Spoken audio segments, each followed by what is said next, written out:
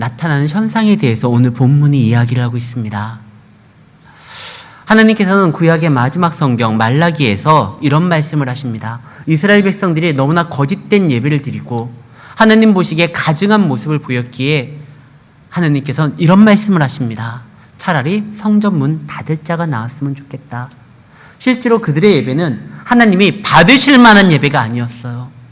아버지를 기쁘게 하는 예배가 아니라 하나님을 근심케 하고 하나님을 걱정케 하고 하나님으로 하여금 고민케 하는 예배였습니다.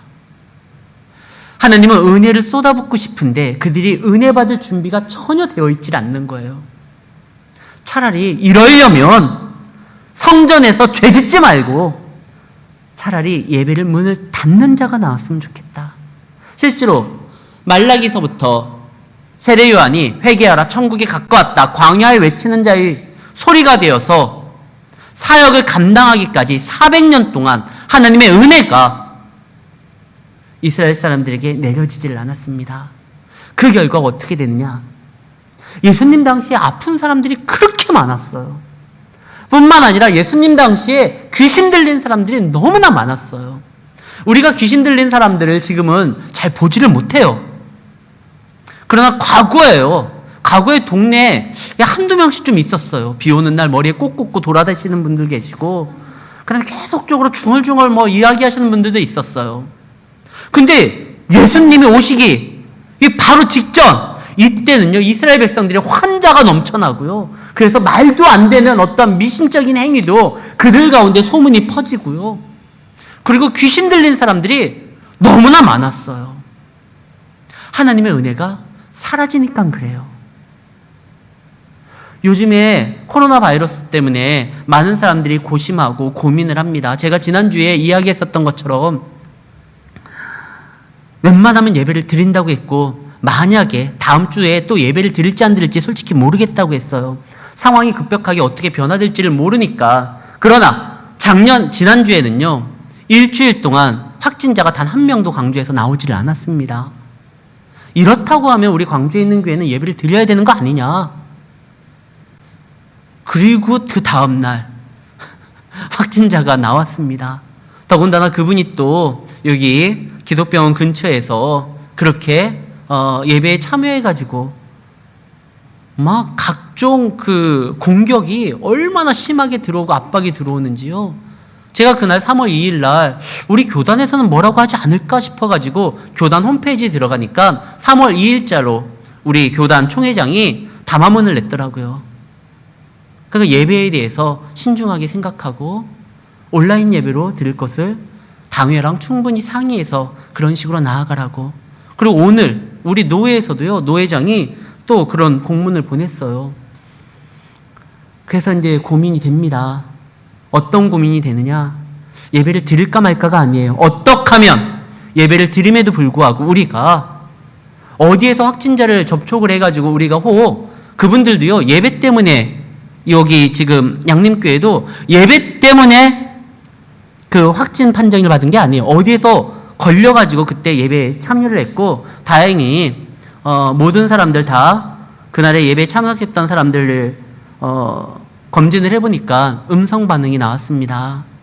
그러니까 예배 때문에 그런 게 아니에요. 그분이 그날 보니까 동선이 여러 군데 거쳤는데 그 중에 하나가 교회였던 거지.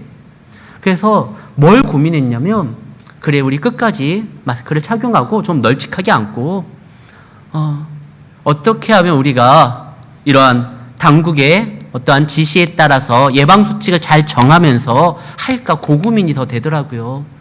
지금 현재까지는 제 마음이 그래요. 그래서 어제만 해도 오늘 수요예배를 어떻게 할까?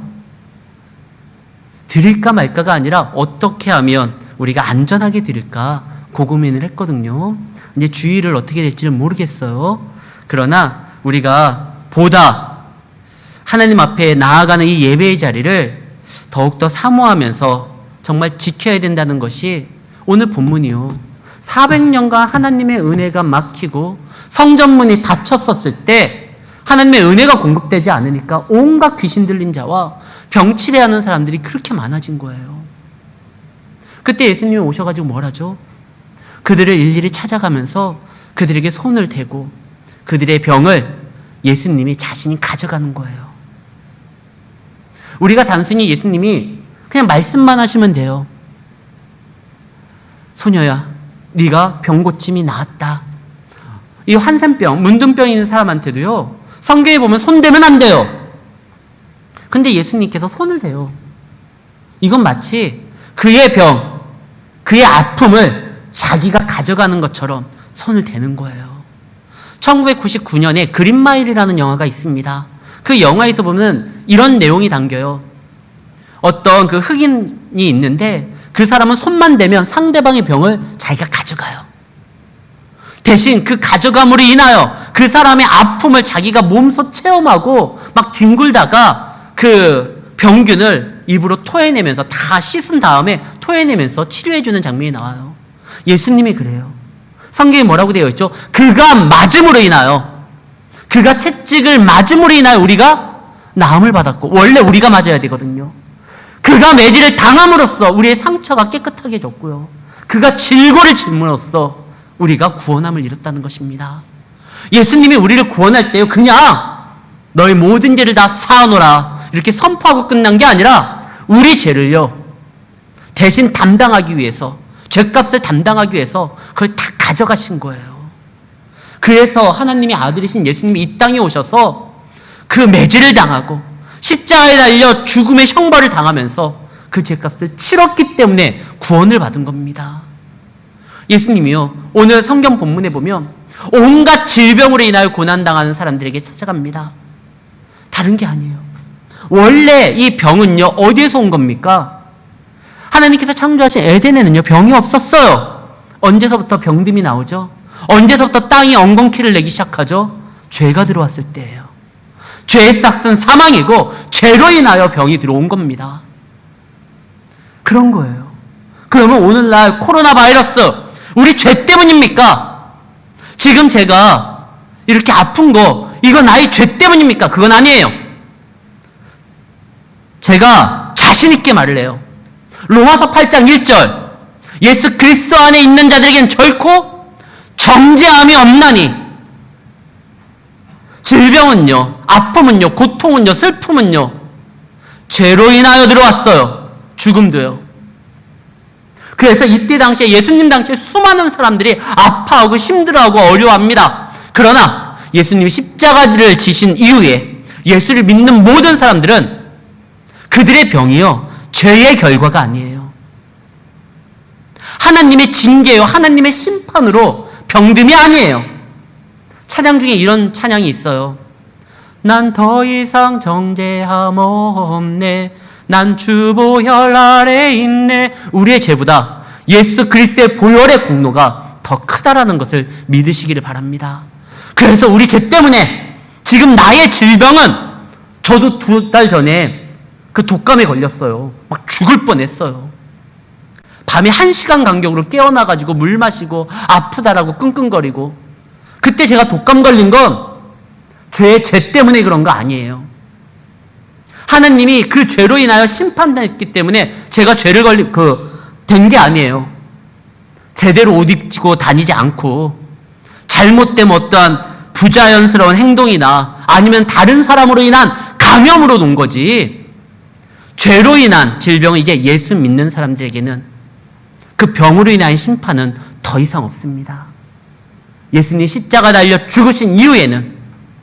그래서 지금 여러분들이 혹시나 감기 걸리고 병치레야 하고 머리가 아프고, 그거는요, 혹 바이러스 침투나 잘못된 식습관이나 운동하지 않았음이나 뭐 이런 거예요.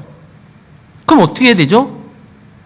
죄로 인한 질병의 징계가 아니기 때문에 그때는요, 병원 찾아가고요, 하나님 이 병원을 통해 가지고, 의사의 손길을 통해서 제가 빠른 회복이 있을 수 있도록 저에게 영육간의 강건함도 주시고, 또 성경에 보니까 기도하는 자에게는 치유하는 능력이 있다고 하니 아버지를 믿고 의지하니 제 죄로 인한 질병이 아닌 어떤 사회적인 어떤 환경이나 요즘에 황사나 이런 것 때문에 외부적인 요인이 많잖아요.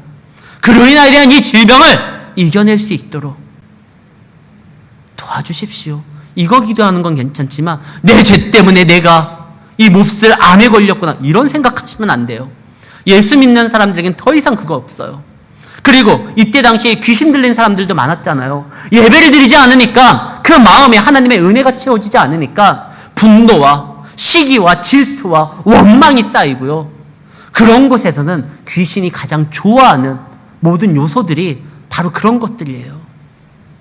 사람들이 그 안에 평안이 없고 안식이 없고 감사가 없고 하나님으로 인한 성령 충만함이 없을 때 다른 사람을 미워하고 정죄하고 무시하고 멸시하는 그런 마음이 사단이 놀기 가장 좋은 놀이터입니다. 그래서 어떻게 되죠? 그땐 예수님이 그들을 쫓아내요. 나가라! 근데 나갔다가 또 다시 또 들어와요, 귀신이. 왜 그러냐면 나가서 문제가 아니라 성령 충만함이 그에게 채워져야 돼요.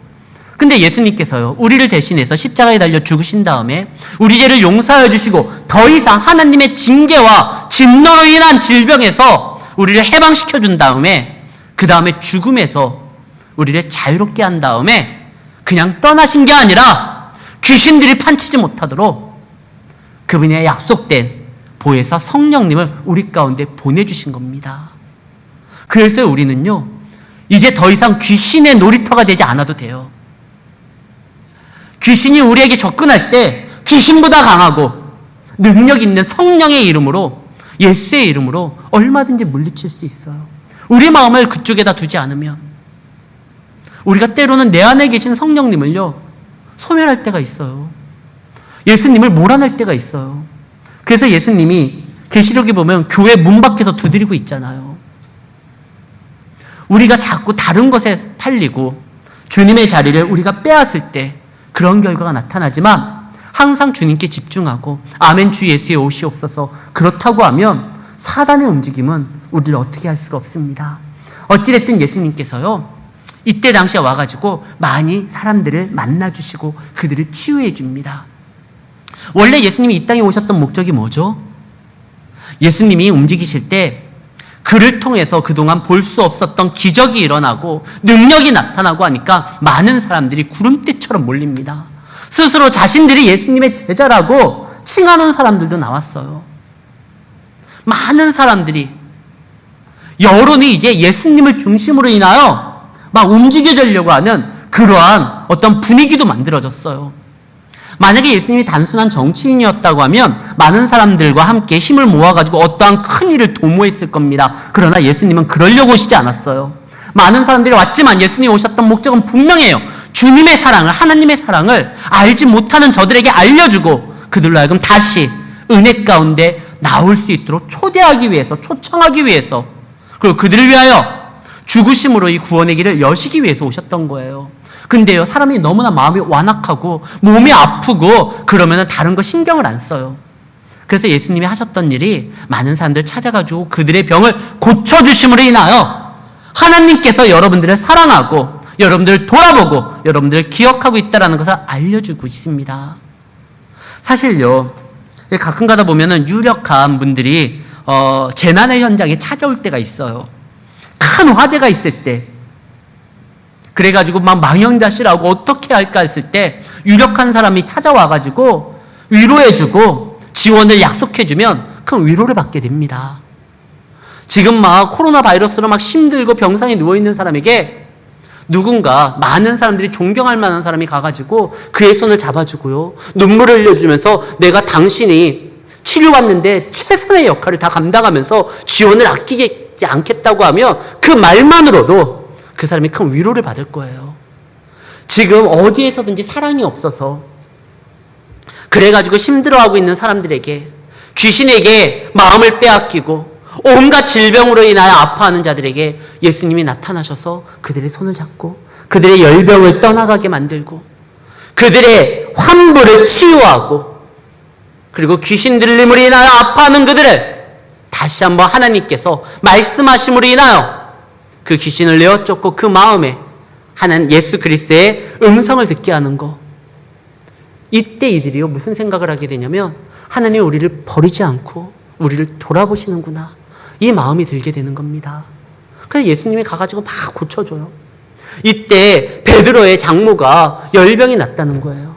베드로가 처가살이를 했었던 건지 아니면은 그냥 이렇게 자기 집에 장모님을 모시고 살았는지 그건 잘 모르겠어요.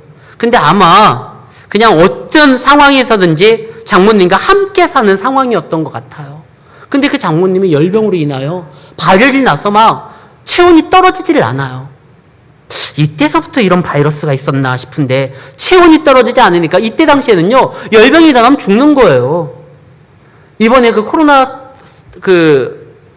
방송을 하는 거를 보면서 저희 아버지가 그런 말을 하더라고요. 저희 아버지도 이북 분이세요. 황해도 항주에서 이렇게 내려오셨는데요. 그때 6.25 동란 때는요 이렇게 포로수용소나 막 이런 데 같이 있었잖아요. 그런데 그쪽에 이제 사람들이 막 운집 생활을 하고 있었을 때 장티푸스 걸리면 그렇게들 많이 죽었다네요. 지금은 장티푸스로 인하여 죽는 사람이 없지만 그때 당시에는 그것 때문에 많은 사람들이 죽어났다고 합니다. 고대근동 아시아, 특히 예수님의 당시에 이때도요 의사가 있었어요. 의원이 있었고 약이 있었어요. 그러나 한계가 있습니다. 그들이 도저히 치유할 수 없는 그런 부분들이 있는 거예요. 아까 우리는 예수님이 오시고 예수님이 우리를 위하여 죽으신 이후에는 예수 그리스도 안에서는 더 이상 정죄함이 없기 때문에 질병, 하나님의 심판으로 오는 질병은 없다고 했지만 이때 당시엔 있었어요. 그러니까 아무리 뛰어난 의사가 있다 할지라도 좋은 약을 쓴다 할지라도 이 죄의 근원이 해결되지 않았기 때문에 완전하게 이걸 해결해 줄 수가 없어요. 그때 예수님이 오십니다. 오셔서 열병을 앓고 있다라는 그 여인의 손을 잡아요. 마치 그 열병이 자신의 몸을 통해 가지고 그 열병의 아픔이 자신에게 전달되고 사라지게 한 다음에 그 베드로의 장모가 일어나듯이 그렇게 해줘요. 보통요 심하게 열병을 앓다가 낫게 되면은 어떻게 해야 되죠? 죽을 좀 먹는다거나 일단 오랫동안 열병을 앓고 있었으니까 좀 몸을 좀 이렇게 좀 다시 한번 일어서서 강건하게 되기까지 얼마간의 시간이 필요해요. 근데 오늘 본문 말씀엔 뭐라고 되어 있습니까? 열병이 났었어요. 열병이 나가지고 어렵게 돼 있는 사람의 31절 나아가서 그 손을 잡고 일으키시니 열병이 떠나가 여자가 그들에게 갑자기 수종을 들어요. 그러니까 여기에서 나오는 이 열병은요 단순히 장티푸스나 이 코로나 정도가 아니에요. 죄에 관련된 어떤 부분이에요. 그렇다고 해서 베드로의 장모가 누구보다도 많은 죄를 지었다 이것이 아니에요. 그런 얘기가 아니라 이때 당시만 해도 하나님의 은혜가 오랫동안 막히니까 사람들이 그동안 그 은혜를 접하지 못해가지고 어려움을 당했었는데 예수님이 오심으로 그 하나님의 사랑 그 자체인 예수님의 오심으로 그의 열병을 떠나가게 하고 본인이 들어가니까요 이 열병을 앓고 있었던 그 장모가 갑자기 일어나더니 언제 아팠냐는 듯이 수종을 들기 시작합니다. 근데 이것이 소문이 나요. 야, 예수님이 저 집에 갔는데 저 집에 그동안 누워 있었던 의원이 다녀가도 손 쓸 수 없었던 그 베드로의 장모가 일어나더니 일어나서 그냥 회복 중이 아니라 지금 막 일하고 있다. 많은 사람들이 막 모여옵니다. 그때 예수님께서 어떻게 하죠? 저물어 해질 때에 모든 병자와 귀신 들린 자를 예수께 데려오니 지금 기다렸다는 듯이 데려오는 거예요. 이스라엘 백성들에게는요 하루의 시작이 언제냐? 우리에게 하루의 시작이 언제죠? 아침에 해 뜰 때잖아요. 그러나 이스라엘은 이제 해 질 때예요. 오늘 본문 말씀을 보면 저물어 해 질 때에 하루가 시작하는 그날 시간부터 사람들이요 예수님 앞에 막 나가서 인사예를 누는 거예요. 우리 지금 많이 줄서기를 하고 있습니다.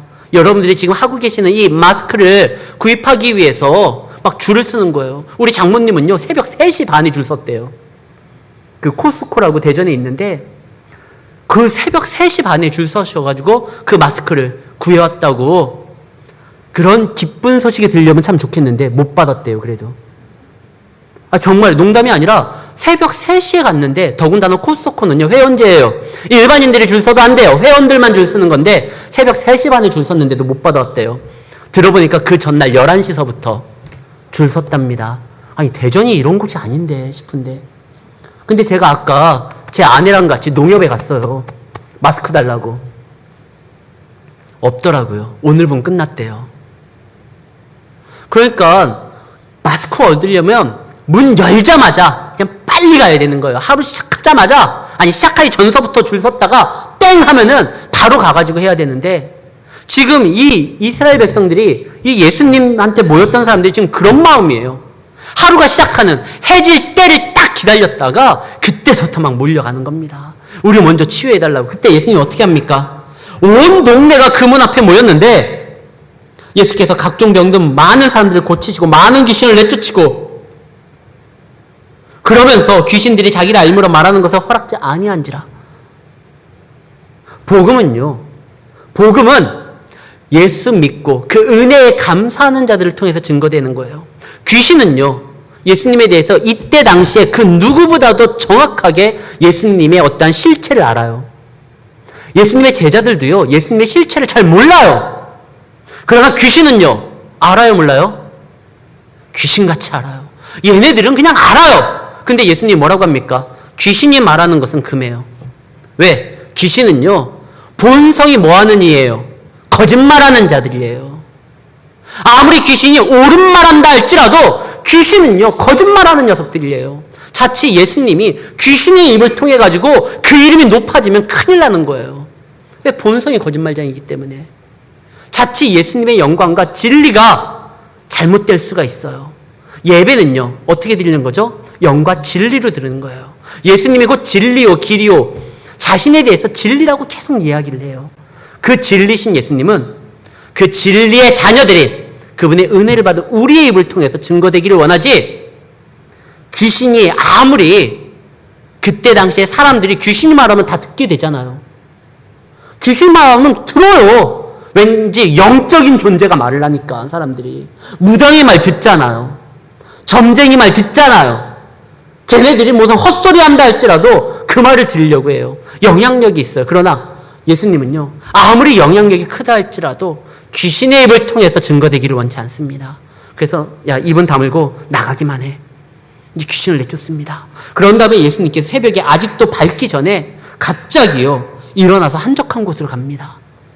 기도하는 거예요. 병 고치는 것보다, 귀신을 내쫓는 것보다 예수님은요, 더 중요한 일 때문에 이 땅에 오신 거예요. 주님의 사랑을 증거할 뿐만 아니라 그분의 나라를 세울 뿐만 아니라, 그리고 예수님이 1차적으로 이 땅에서 성육신에서 왔었던 목적이 구원하기 위해서 온 거잖아요. 그래서 예수님께서요, 이제 가요. 물어보려고 가는 거예요. 하나님 앞에. 하나님, 아직 내 때가 되지 않았다고 이야기를 했는데 육체의 어머니 마리아는 저로 하여금 가나 혼인잔치에서 막 물이 포도주 되게도 만들고, 또 아직 내 때가 되지 않았는데 수많은 사람들이 와가지고 인산인해를 이루면서 병 고쳐달라고 합니다. 귀신을 내쫓아달라고 합니다. 그들을 보니까요, 내 마음이 너무나 아픕니다. 그래서 하나님, 나 계속 이 자리에 머물면서 그들을 치유할까요? 근데 하나님의 대답이 뭐예요? 아니잖아요. 예수님이 오신 목적이 뭐죠? 예수님이 분명히 여기에서 이렇게 말을 합니다. 예수께서 날이 밝기 전에 한적한 곳에 가서 기도하시더니, 아니 지금 사람들이 되게 많이 와가지고 37절, 모든 사람이 주님을 찾습니다. 왜 지금 기도할 때 아니에요. 많은 사람들이 예수님을 찾고 예수님의 주가가 높아질 때, 이때 우리가 확 땡겨가지고 저들을 예수님의 편으로, 예수님의 지지자로 이렇게 끌으면 당신이 하시고자 하는 일에 저들이 분명히 큰 도움이 될 겁니다. 저들이 지금 찾고 있으니까 예수님 일단 기도하는 거 나중에 하시고. 그때 예수님이 뭐라고 합니까? 이르시되 우리가 다른 마을에 가자. 아니, 예수님 찾는 사람들이 지금 이 마을에도 넘쳐나는데요. 아니, 다른 데가 가자. 거기서도 전도하리니 내가 이를 위해서 왔다. 자칫 나도 많은 사람들이 막 오면서 아파 보이는 모습을 보이니까 그 궁일이 많으신 예수님께서, 그래 내가 하루라도 좀 더 머물까 생각했는데 아버지는 그러지 않다. 그리고 내가 진정 그들을 치유하게 하는 건 단순히 병 고침이 아니라 그들 죄에서 치유해야 되는 것이니까 내가 전도해야 되겠다 하면서 예수님이 가시는 거예요. 그리고 또 복음을 증거합니다. 나타납니다. 예수님은요, 사람들의 어떠한 움직임에 거기에 마음을 빼앗기거나 거기에 선동돼 가지고 행동하시는 분이 아니에요. 그는 분명히 아버지의 뜻이 무엇인지를 알았을 때 순간 망설임 없이 결단하시는 분입니다. 우리도 그래야 돼요. 많은 사람들이 뭐라고 합니다. 마치 교회에서 예배드리는 것이 큰 범죄인 것처럼 지금 얘기해요. 아니잖아요. 우리가 지금 여러분들 모여가지고 일부러 바이러스를 퍼뜨리기 위해서 행동하는 거 아니잖아요. 모여서 뭐 하죠? 예배 드려요. 살아계신 하느님 앞에 철저하게 마스크 다 쓰고, 지금 여기서 마스크 안 쓴 사람 저밖에 없어요. 마스크 다 쓰고, 또 손소독제도 하고, 또 일주일간 예배를 드리기 위해서 한 주간에 위생관리도 좀 철저히 하고, 그 다음에 이 자리에 지금 오고 싶은 많은 분들이 계시지만 혹시 내가 나로 인하여 그럴까봐 그래서 못 나오시는 분들이 계시는 거지. 근데 당국은 예배만 드렸다면 무슨 뭐 큰일, 아예 뉴스가 너무 기회가, 너무 기분이 나빠요. 뭐 예배를 강행했대요. 해서는 안 될 것을 우리가 막 억지로 해가지고 반사회적인 어떤 행동을 한 게 아니잖아요. 언론이 막 지금 그래요. 이때 어떻게 해야 되느냐? 보다 여러분들이 더 철저하게 위생관리 하십시오. 그래서 우리의 예배가 하나님의 영광을 가리지 않도록 해야 됩니다. 세상 사람들은 지금은 교회가 이기적이다, 뭐 이런 프레임을 또 씌워요. 우리가 예배 드리는 게 이기적인 건가? 우리를 위해서, 가족을 위해서, 우리 지역을 위해서, 나라를 위해서 기도하는데 이기적인 행동인가 이게? 일제시대 때 예배 드리는 거, 그거 핍박이었습니다. 당국에서 드리지 말라고 했어요. 6.25 때 예배 드리는 거, 우리나라 진영은 괜찮았지만 저쪽이 밀고 내려왔을 때 예배 드리는 건 목숨 거는 일이었습니다. 정부에서 하지 말라고 했습니다. 그럼 안 하는 게 맞아요? 아니에요. 저 혼자라도 오늘 드릴까 했어요. 정말 안 나오시면 그래도 예배 받으시는 분은 하나님이니까.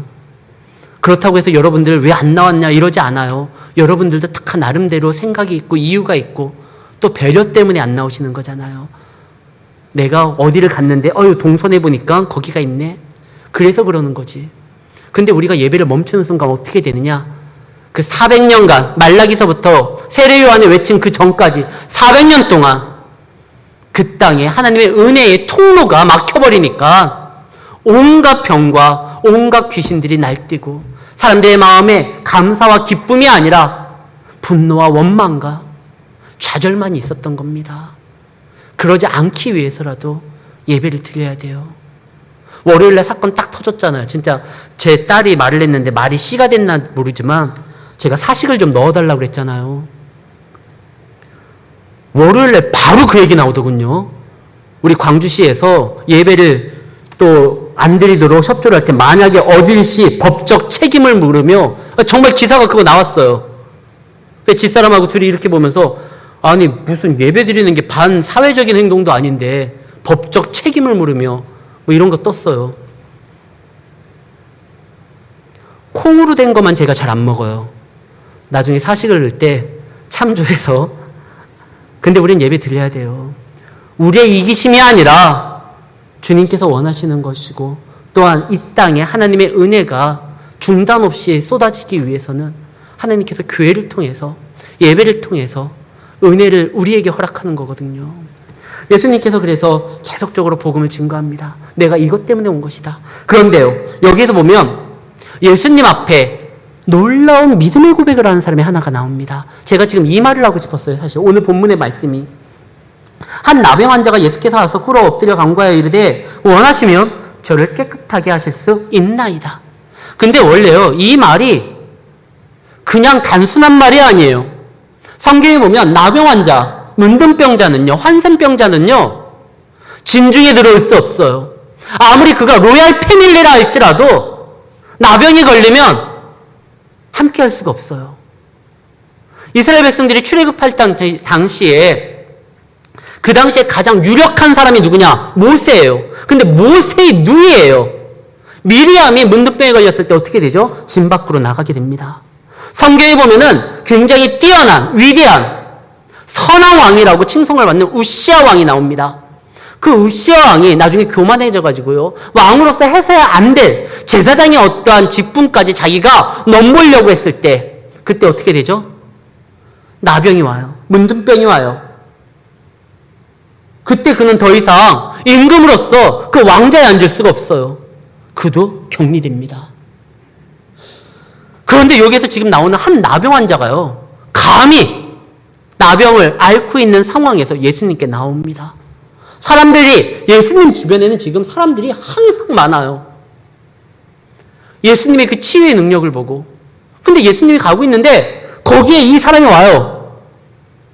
만약에요, 이 사람이 왔다가 예수님이 그냥 지나친다거나 아니면 예수님 말고 다른 사람들이 먼저 그를 발견했다고 하면 그는 돌에 쳐 맞아 죽습니다. 그런데 이때 당시에 나병은요, 나아지지를 않아요. 예전에 성전문이 닫기 전에는 나병이 하나님의 어떠한 징계로 인하여 온 적이 많았어요. 아까 말했었던 우시아 왕도 그렇고 미리암도 그랬어요. 징계로 인하여 나병이 왔었을 때 하나님께서 그가 철저하게 회개했을 때 용서해 주는 장면들이 나와요. 그러면 그게 나아요. 여전히 성전이 제 기능을 하기 때문에 하나님의 은혜가 성전을 통해서 나오는 겁니다. 왜 자꾸 예배가 중요하고 성전이 중요하느냐? 에스겔서에 보면은요, 온 세상을 다시 살릴 수 있는 생명수가 어디서부터 흘러나오죠? 아직 우리 에스겔서까지는 안 읽었죠? 지금 오늘 이번 주가 민주숙인데 에스겔서에 보면요, 성전에서부터 물이 나와요. 생수의 물이 나와서 그 물이 차고 넘쳐가지고요, 썩어갔던 이 세상을 다시 살립니다. 성전을 통해서 그런 거예요. 예배를 통해서 그런 거예요. 이때 당시만 해도 그 예수님 전에 성전 기능이 아직 활발하게 움직였을 때는 나병이 걸린 사람도요, 진 밖에 있다가 하나님의 징계가 멈췄을 때 그가 나아요. 그러나 성전문이 닫힌 400년 후에는요, 400년 동안에는 이러한 은혜가 나타나질 않아요. 나병 입고로 죽음이에요. 이런 사람들, 가장 큰 병에 걸렸을 때 많은 사람들의 공포가 뭐냐면 내가 언제 죽을지 모르니까, 그리고 이 병은 이제 더 이상 낫지 않을 거라는 그것 때문에 자포자기합니다. 근데 이 문둥병자는요, 예수님에 대한 소문을 들었어요. 400년간 성전 기능이 마비됨으로 인하여 이 한센병이 나았다라는 기록을 본 적이 없는데 저 예수님은 다르다라는 걸 알아요. 그래서 이 나병 환자가 예수님께 나아갑니다. 자포자기하고 이제 포기할 때도 됐는데 그는요, 죽을 각오를 하고 예수님께 나아가요. 그가 나를 원하신다면, 그가 내가 낫기를 원하신다면 나를 치유해 주십시오가 아니라 뭐라고 합니까? 40절.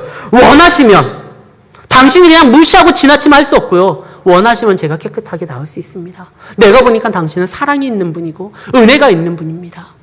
저를 낫게 해 주십시오. 원하신다면 그렇게 해주기를 바라고 나아가요. 그게 이 한센병자의, 이 나병 환자의 믿음이었어요. 모든 사람들이 다 포기할 때, 아니, 해보자. 왜 그랬느냐? 누가복음에 보면 예수님이 지금은 은혜의 해라고 선포하는 장면이 나와요. 지금은 은혜의 해다. 누가복음 4장 19절 말씀입니다.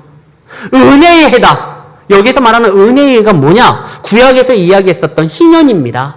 희년은요, 50년마다 선포되면 모든 것들을 다시 되돌리는 거예요. 아무리 그들이 노예 생활을 하거나 있거나 빚쟁이로 인하여 어려움을 당하고 있거나 아무 상관없어요. 신년이 되면 다 그냥 자유케 됩니다.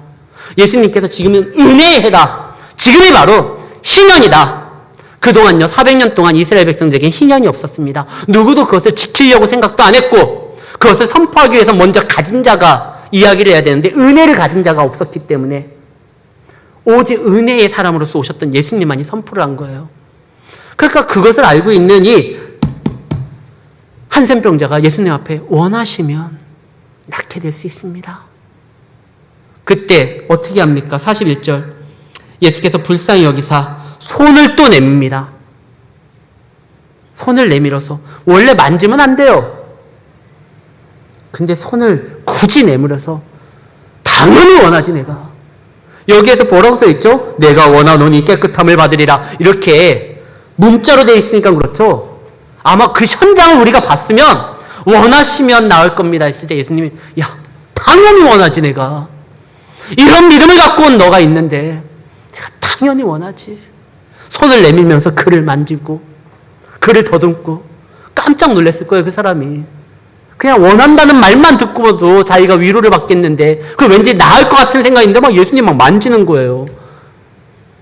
그리고 예수님께서 뭐라고 하죠? 곧 나병이 그 사람에게 떠나요. 깨끗한지라. 근데 예수님이 한 가지 말합니다. 왜? 예수님이 오신 것은 많은 사람들이 오게 함으로 인하여 인기를 누리기 위함이 아닙니다. 보다 효과적으로 복음을 증거하기 위함이었어요. 그래서 엄히 경고하사 아무에게도 이 말하지 말아라. 근데요, 받은 은혜가 너무나 기쁘고 감사하니까 이 사람이 어떻게 하죠? 말해요. 사방 데리고 네 몸을 제사장에게 보이고 네가 깨끗하게 되었으니 모세의 명한 것을 드려서 그들에게 입증하라. 그러나 그 사람이 나가서 이 일을 많이 전파하며 예수님이 말을 했는데 이 사람은요, 그 얘기보다 자기가 받은 기쁨이 너무나 크기 때문에, 이 나았다는 것 때문에 이 나병 환자는요, 분명히 확신하는데 예수님을 곤란하게 만들려고 말한 거 아니에요. 나를 낫게 한 그 예수님이 너무나 고마워서 그분을 소개하고 그분을 자랑하려고 얘기한 거예요. 그러니까 선한 의도로 얘기했는데 오히려 그것이 예수님에게 곤란하게 만들어요. 우리가 아무리 선한 의도가 있다 할지라도, 좋은 생각이 있다 할지라도, 정말 하나님이 너무 좋아서, 너무 좋아가지고 죽고 못 살겠어 그분을 찬양하고 그분을 높이고 싶다 할지라도요, 그분께서 금하시면 그분보다 앞서서 행동하는 건 오히려 그분의 영광을 가리우게 되는 것도 있습니다. 아무리 예수님이 좋다 할지라도요, 예수님이 원하는 걸 하는 것이 좋은 거예요. 지금 막으면은 이유가 있는 거예요. 나중에는 마음껏 주님을 찬양할 때가 옵니다. 그러나 지금 예수님이 사역하는 중이거든요. 잠깐 지금은 전하지 마. 결국 그가 떠들고 다님으로 인하여 어떻게 됐죠? 예수께서 다시는 드러나게 동네에 들어가지도 못하고 오직 바깥 한적한 곳에서, 그래서 예수님이 이제 이후로부터는 많은 곳에서 노숙하게 됩니다. 이 사람은 정말 예수님 생각해서 말한 건데, 사랑하는 성도 여러분, 우리의 생각보다 주님의 말씀이 항상 우선시 돼야 됩니다. 아무리 선하고 좋은 의도라 할지라도 주님이 막으시면 아직은 아닌 거예요. 그러니까 주님이 하라고 하면 누가 뭐라고 해도 또한 해야 되는 거예요. 나중에는 예수님이 뭐라고 합니까? 지금은 말하지 말지만 마지막에 예수님이 제자들에게 하셨던 모든 말씀, 마지막 총 정리가 뭐예요? 땅끝까지 이르러 내 증인이 되리라. 이제 나중에 때가 되면요, 예수님이 야, 이제는 막 땅끝까지 이르러 내 증인이 되라. 때를 얻든지 못 얻든지 복음을 증거하라. 그러나 그때의 명령이 떨어지기 전까지는 하나님께서 멈추라고 하면 또한 멈출 줄도 알아야 됩니다. 사랑하는 성도 여러분, 이 자리에 나오는 거 쉬운 믿음이 아닌 줄을 알아요. 마치 이 나병 환자가 사람들의 눈치도 보고 또 세상의 어떠한 그 따가운 시선 때문에 자칫 잘못하다가 크게 욕먹는 상황이기 때문에 때로는 이 사람은 죽을 수도 있어요. 그러나 주님이 나에게 은혜를 주실 수 있는 유일한 분이라는 걸 알기 때문에 그분 앞에 나아갔습니다. 그때 예수님이 그래, 야, 사람들이 지금 이러고 있는데 좀 눈치껏 밤에 오던가. 니고데모는 밤에 왔잖아요. 아무도 모르게. 넌 눈치도 없냐. 건강함도 없는데 눈치도 없고. 뭐라고 하지 않아요. 내가 원한다. 그리고 만져요. 그분을 찾는 자에게 그분은 외면하시는 분이 아닙니다. 그리고 그 사람이 예수님의 명령을 어기고 막 떠들고 다녀서 예수님이 곤란하게 됐잖아요. 근데 보면은요, 예수님이 다시 그 사람 찾아내가지고 혼냈다라는 장면이 없어요. 그의 마음이 뭔지 아니까. 그래서 예수님이 그래, 어쩔 수 없지 뭐, 좋아서 그런 걸. 그러나 예수님이 곤란하게 했으니까 가급적이면 그런지 안 하는 게 좋지만, 예수님은요, 또한 우리가 그분의 은혜에 감사하면서 나아가는 거에 대해서 뭐라고 하시는 분이 아니라 오히려 기뻐하시는 분이라는 걸 기억하시고 항상 하나님 안에서 믿음 생활 잘 감당하시고 승리하시는 우리 성도님들이 되시기를 예수의 이름으로 축원합니다. 하나님 아버지 감사합니다.